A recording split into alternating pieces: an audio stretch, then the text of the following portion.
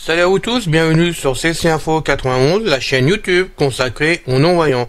Aujourd'hui, la revue d'écran NVDA. Salut, content de vous retrouver pour cette vidéo, j'espère que vous allez bien. Envie de savoir ce que c'est que la revue d'écran NVDA, on va donc l'expliquer après le générique comme d'habitude. Mais avant, merci d'avoir la gentillesse de vous abonner comme l'ont fait les 110 personnes actuellement, car ça nous motive avec Pascal et franchement ça nous permet d'avancer dans ce qu'on fait vraiment sur l'ensemble de notre travail. Merci à vous de le faire, merci aux autres qui l'ont fait. Et maintenant, passons après le générique vraiment à la démonstration.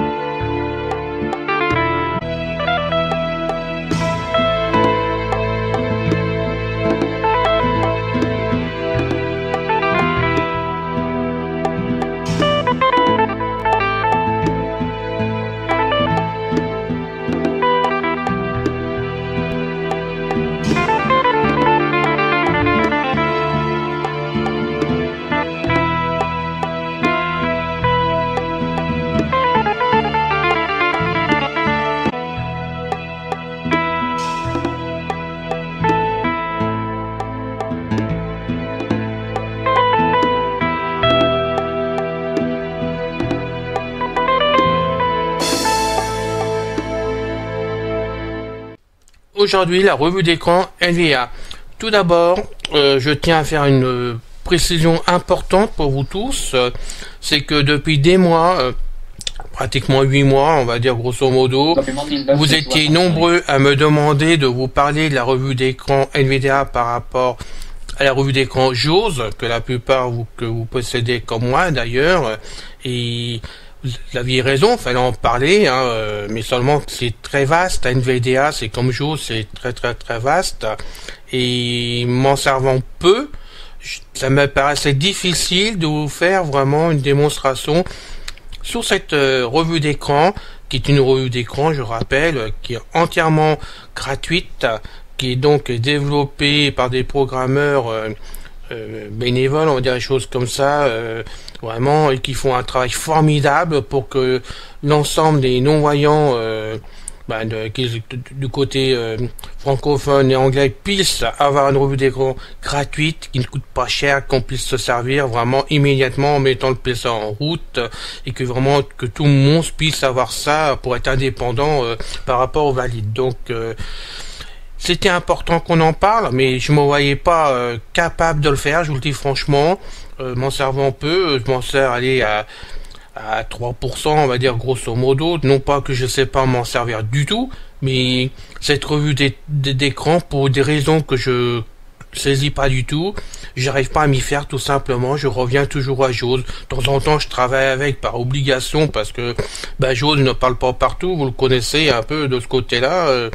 Il y a des lacunes quand même pour aller sur certaines choses quand même, ne serait-ce que dans le PC. Des fois, il y a des lacunes, alors que NVDA passe. Et personnellement, je me sers des deux, mais avec une très grosse majorité pour JAWS. Donc, je ne me voyais pas capable de le faire.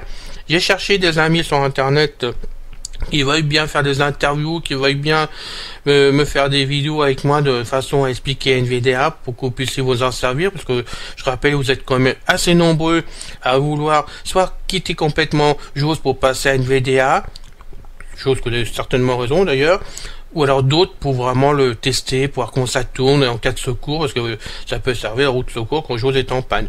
Personnellement, c'est mon cas. Quand j'arrive pas à faire quelque chose, quand JAWS est en panne, je passe par NVDA directement pour mettre mon matériel en place, mon PC en route comme il faut.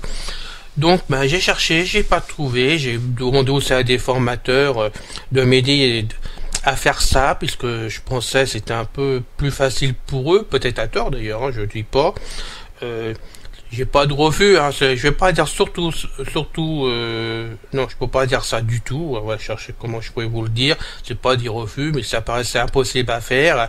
Voilà, fait vraiment savoir dans quel secteur aller pour débuter dans NVDA, pour faire les choses. Donc ça n'a pas été fait, et bon, ce jour, je m'y colle. Voilà. Avec grand modestie, hein. Voilà, restons modestes, hein, surtout. Je suis pas un pro de Nvidia du tout. Donc, je vais tâcher de vous apporter des explications comme je le peux. Je vous demande simplement de me pardonner, de faire le tri vous-même après. Et je vous conseille surtout d'aller sur des forums de non-voyants en informatique, tels que Winnet, où là vous allez trouver vraiment des amis super cool, super classe, qui sont toujours prêts à aider pour Nvidia, où je leur tire comme aux développeurs qui font Nvidia. D'ailleurs, un grand coup de chapeau, hein, pour leur aide qu'ils apportent quand même tous les jours de ce côté-là. Et sans eux, je pense qu'il y a bien des non-voyants qui resteraient sur le côté de la route aussi. Donc, bravo à vous tous, merci à vous tous. Et Alain, ça les fesses, il va vous parler un peu de Nvidia et on va commencer directement par le début. Donc, le début, il faut aller télécharger Nvidia sur Internet. Hein. Vous tapez dans Google Nvidia, donc Nicole, Valérie, Denise, Alain. Vous lancez et vous cherchez bien sûr le site qui est en français. Une fois que vous êtes dedans, vous téléchargez Nvidia. C'est comme tout l'autre logiciel que vous pouvez télécharger dans votre PC. Ensuite, vous cliquez sur le fichier Nvidia. Il s'installe très simplement comme un logiciel classique, mais vraiment très simplement. Et dès qu'il va démarrer, il va parler. Et là, je ne sais pas où je suis, mais on va voir ça tout de suite. Alors, je vais bouger Nvidia pour voir. Il parle normalement dans le bureau. Voilà. Moi, il a installé, quand vous voyez, il est arrivé sur le bureau, Nvidia, sur ce bureau. C'est l'une des synthèses qui se trouve dans Nvidia. Alors, celle-là, c'est un fichier que j'ai rajouté en plus des autres parce que c'est pas fourni dedans. Moi, c'est un vieux fichier que j'ai remis dedans, que j'avais trouvé, donc dans le temps. Voilà, que j'ai remis dedans, qui fonctionne. Mais bon, je sais pas si vous le trouvez encore, j'en sais rien du tout, mais il y a d'autres synthèses, on ira voir après dans le synthétiseur un autre jour, puisque je ferai au moins 2 vidéos là-dessus sur Nvidia pour que vous puissiez bien démarrer comme il faut. Alors le démarrage maintenant, une fois qu'il est installé, on arrive vraiment, on va aller directement dedans, je vais vous voir le menu. Alors c'est insert N. Programme Manager, Bureau List, Corbeil 1 sur 60, Programme Manager. Ah, s'il veut bien y aller. Vers 8, Programme Manager. Ça y est, il est rentré dedans, c'est donc insert N comme Nicole, ça vous ouvre le menu, il vous annonce NVDA menu, pardon. Bon, voilà, j'ai la synthèse de mon lecteur qui fonctionne, c'est pas grave. Donc après avec les flèches, on descend. Voilà, on est bien. Donc j'insiste bien Nvidia N comme Nicole, et là vous avez un menu qui s'ouvre, une fenêtre. Donc vous avez préférence, je descends avec les flèches. Outils sous-menu O. Aide sous-menu A.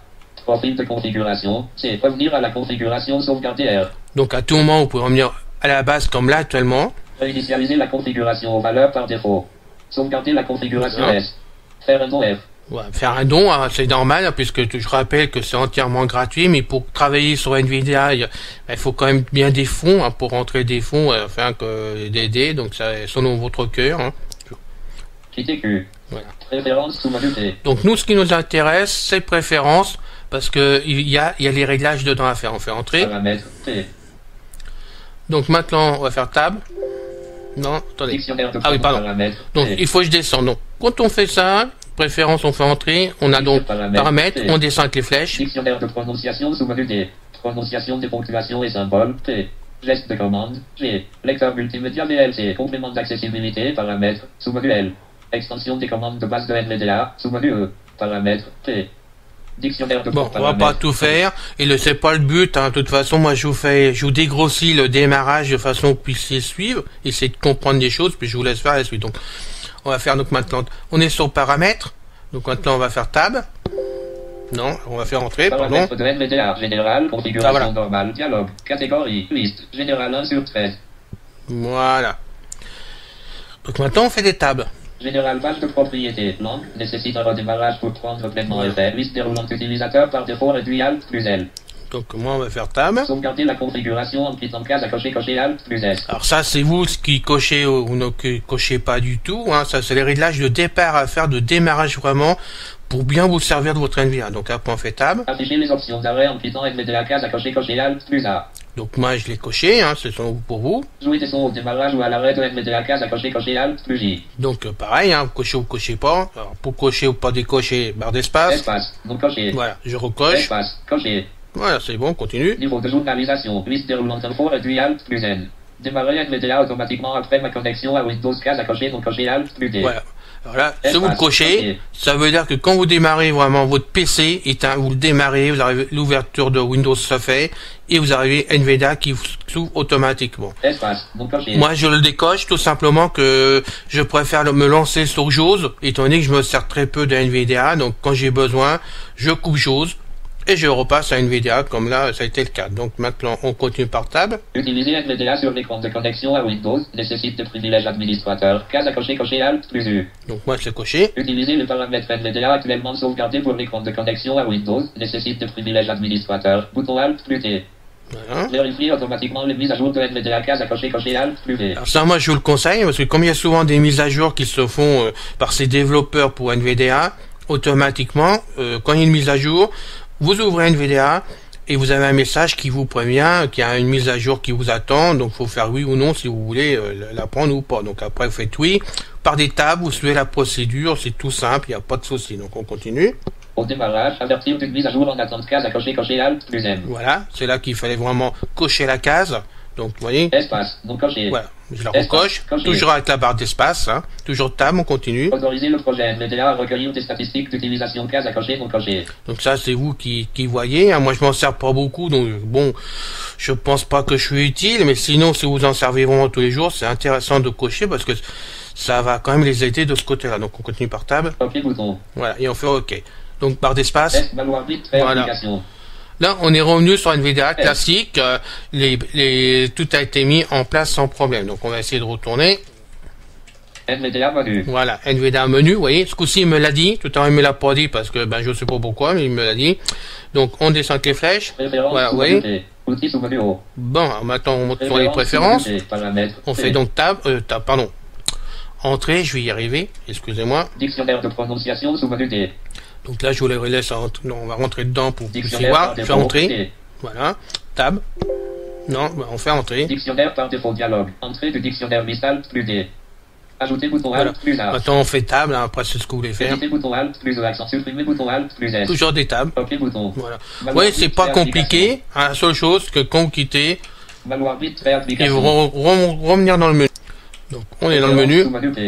On y retourne, toujours pas entrer, on va y arriver. Dictionnaire de prononciation des ponctuations et symboles, T. Donc là, c'est à vous de voir de ce que vous voulez faire.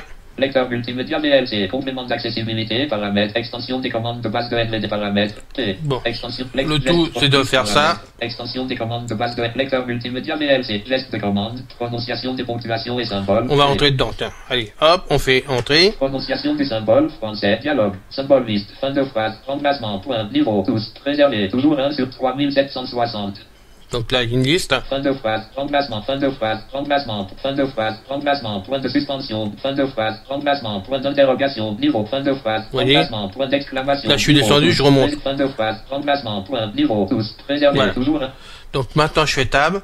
Là, c'est pour que vous puissiez vous rendre compte de ce qu'il y a dedans, mais je vous laisserai faire les menus vous-même, hein, de toute façon. Changer le symbole, sélectionner groupe, remplacement, édition Alt plus R, sélectionner point. Donc on fait tab. Niveau liste déroulante, tous réduit Alt plus N. Envoyer le symbole réel au synthétiseur liste déroulante, toujours réduit Alt plus E. Ajouter bouton Alt plus A. OK bouton. Bon, on fait OK. Voilà. Bon, ça, franchement, c'est à vous de faire les menus. Maintenant, on va passer à autre chose. Donc, dans le menu, on va descendre avec les flèches. On va dans Outils maintenant. On peut voir le journal du travail qui a été fait. Donc, on descend avec les flèches. Visionneuse de parole V. Visionneuse voix IP. Console Python V. Gérer les extensions X. Créer une copie portable C. Donc vous voyez, vous pouvez vraiment mettre même sur une clé USB. Exécuter l'outil de correction des inscriptions comme recharger les extensions R. Explorer NVDA sous menu N. Voir le journal J. Visionneuse de parole V. Visionneuse voix IP. Bon, on va remonter. Explorer NVDA sous menu N. Espérons faire entrer. Ma configuration C. Le dossier de programme T. Ma configuration C. Donc descend avec les flèches. Hein. Le dossier de programme T. Voilà. Donc on va faire entrer. Vouloir vite faire application. NVDA fenêtre, vue d'éléments liste, Braille display driver dont sélectionner 1 sur 95. Comme registration. Donc je descends avec les flèches. Documentation 3 sur 95. Fond 4 sur 95. Image 5 sur 95. Alors, on va remonter avec les flèches, hein, parce qu'on va pas tous les faire, c'est pas possible. Comme registration. Alors. Braille display Il est où le... Documentation 3 sur 95. Donc, je pose entrée. Arborescence. Oui. Niveau 5, documentation. Donc, faites entrer et on tombe sur la documentation. Arme non sélectionné 1 sur 55. Donc, on descend avec les flèches. En 2 sur 55. AR 3 sur 55. BG 4 sur 5. SA 5 sur 50. CS 6 sur 5. DA 7 sur 50. De 8 sur 55. De CH 9 sur 5. L 10 sur 55. Et là, pareil, je vous laisserai faire la suite sans problème, de façon pulsive. Alors, barre d'étape, faire le travail ou même. Affichage groupe, détail bouton radio coché, bouton de navigation, barre d'outils, retour à NVDA, Alt plus gauche, bouton. Hop. Non disponible. Ah. Donc maintenant, on va passer à un autre menu. Préférence. On descend avec les flèches. Outils sous menu O. Aide sous menu A. Profil de Ah, aide, on va rentrer dans les aides. Voilà. Entrée. Résumé des commentaires. Bit de l'utilisateur G. Donc vous avez le guide complet. Résumé des commentaires. Croix de Dauphine. Site web de NVDA W. Licencié. Contributeur O. Contributeur. Dialogue Travail. bienvenu. B. Rechercher une mise à jour. M. Donc là, vous avez mise à jour. À propos. A. Bit de l'utilisateur. Résumé des commentaires. Donc on va prendre les résumés. Donc on va faire entrer. Internet Explorer. C. Programmerie X86. NVDA documentation FR précommande HTML. Internet Explorer. NVDA 2019. 3. Un résumé des commandes. Titre niveau 1 NVDA 2019. 3. Un résumé des commandes. Titre niveau 2 prendre en main NVDA. Titre niveau 3 geste tactile de NVDA. Titre niveau 4 mode tactile. Pour basculer entre les modes, faites une tape avec 3 doigts. Titre niveau 3 commande de base. Tableau de 9 lignes 5 colonne ligne colonne 1 mot. Colonne 2 ordinateurs de bureau. Colonne 3 ordinateurs portables. Non ligne tactile. Colonne 5 description. Ligne 2 non colonne 1 ligne 6 description. Ligne 7 non colonne 1 quitter NVDA. Ordinateur de bureau colonne 2 NVDA plus Q. Ordinateur portable colonne 3 NVDA plus Q. Tactile colonne 4 aucun. Bon, vous avez, en descendant avec les flèches ou en lisant tout, hein, comme on a fait au démarrage, vous avez donc toutes les commandes si vous voulez faire des raccourcis. Donc là, vous avez du monde. La touche suivante. Voilà. Ordinateur de bureau colonne 2 NVDA plus F2. Je vais pas descendre partout, hein, c'est bon, franchement. Mais vous pouvez voir quand même qu'il y a du monde. Après, il suffit d'apprendre les raccourcis si vous voulez les apprendre. Moi, personnellement, je le fais pas. Moi, je suis feignant au niveau des raccourcis. J'aime plus m'en servir sur JAWS. Et je n'arrive pas à m'en servir sur une NVDA non plus. Enfin, c'est à part une poignée, on va dire. Mais bon, c'est comme chose, hein, je me sers d'une poignée. Mais c'est vrai, je m'en sers pas du tout. Ce qui fait que pour moi, NVDA est un peu plus compliqué que JAWS. Parce qu'avec l'habitude de JAWS, j'ai du mal à me faire avec NVDA. Mais je vous assure que c'est un très très très bon produit qui mérite d'être mis sur un ordinateur. Et même si vous êtes, vous avez envie de basculer de JAWS à NVDA, ça fait vraiment du gros travail. Vraiment, c'est super génial. Quand même un gros point, et là bravo, parce que c'est très réactif à la synthèse vocale qui se trouve dans NVDA. Ça réagit bien plus vite et mieux, je trouve, que JAWS quand même à la base. Et puis vous passez pas à la caisse tout le temps non plus, puisque je vous rappelle que bon, voilà, ça fait une grosse différence. Je pense vraiment que il faut de temps en temps essayer de travailler dans NVDA pour essayer de s'en sortir et basculer complètement de JAWS à NVDA, ce que je fais depuis des années, mais que j'ai du mal à réaliser finalement. C'est un peu mon problème perso, mais vous pouvez voir que ça fonctionne vraiment très bien. Hein, aucun cadre suivant, aucune région suivante. On fera donc une deuxième vidéo pour voir comment tourne NVDA. Ça va être le sujet de la deuxième vidéo directement, parce que le restant, je vous rappelle, il y a du travail à se faire pour démarrer. Il faut vraiment pratiquer par soi-même pour le faire. Mais cette vidéo, il était temps qu'on la fasse quand même. Et vous pouvez voir qu'une fois téléchargée, qu'elle a démarré, tout de suite ça parle. Il suffit, là je vous dis franchement, pour débuter d'aller avec les flèches comme je fais moi, hein, par table, par entrée, et déjà vous pouvez naviguer dans votre Windows, hein, aussi bien Windows 7 que 10, 8, bon, les derniers Windows, il n'y a pas de problème, ça fonctionne complètement, c'est simple, vous pouvez y aller franchement, et vous pouvez faire du travail. Donc on verra dans la prochaine vidéo comment naviguer sans les touches de raccourci, parce que moi c'est mon cas, directement, et vous pouvez donc vous lancer directement.